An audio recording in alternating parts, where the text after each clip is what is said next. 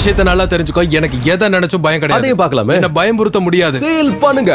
இன்னும் 10 நிமிஷத்துக்கு இந்த 1000 ஸ்பைடர்ஸ் மேல குதிச்சு குத்தாட்டம் போட போகுது. ஸ்பைடர்ஸ் அவன் தலை மேலே தள்ளி விடுங்க. டைமரை ஸ்டார்ட் பண்ணுங்க.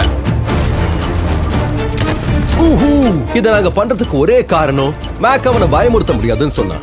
ஓவரா பேசின வாயை அடக்கி வைக்கணும்ல, அதுக்காக தான் இப்படி பண்றோம். கொஞ்சம் பயமா இருக்கு. கொஞ்சம் தானே.